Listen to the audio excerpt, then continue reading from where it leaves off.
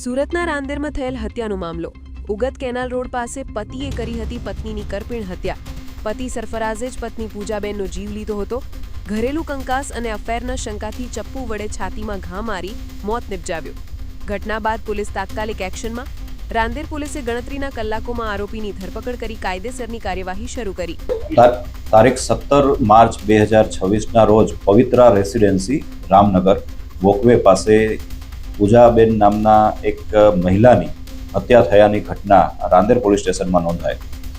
સમગ્ર બનાવ પતિ પત્ની તરીકે રહેતા સરફરાજ અને પૂજાબેન વચ્ચે ઘરકંકાસ ચાલતો અને આ ઘરકંકાસમાં પૂજાબેનના માનીતા ભાઈ પ્રેમ પણ અવારનવાર પૂજાબેન સાથે મુલાકાત કરતા।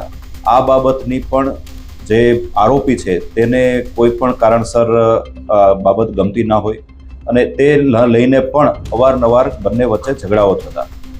આ ઝઘડાના એક અન્ય સ્વરૂપે તારીખ 17 માર્ચના રોજ ફરિયાદી, મરણ જનાર અને આરોપીની મુલાકાત ઉગત કેનાલ પાસે થયેલ અને બંને વચ્ચે વાતચીત ચાલતી હતી। એ વાતચીત દ્વારા ઉગ્ર સ્વરૂપ ધારણ કરેલું અને ફરિયાદીના સાથે હાજર મરણ જનાર મહિલાના પતિ દ્વારા ઘરમાં વપરાતું ચપ્પુ છાતીના ભાગે મારી અને મહિલાની હત્યા નિપજાવવામાં આવેલ છે।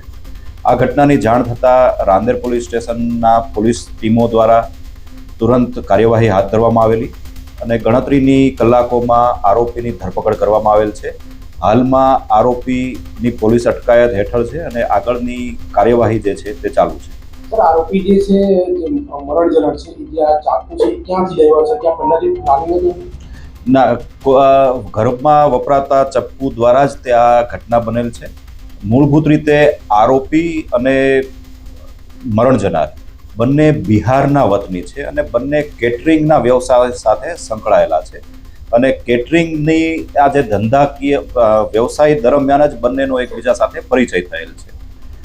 ત્યારબાદ બંને દ્વારા પ્રેમલગ્ન કરવામાં આવેલા અને કેટલાક સમયથી સોશિયો સર્કલ પાસે બંને મકાન ભાડે રાખી અને રહેણાંક ધરાવતા હતા।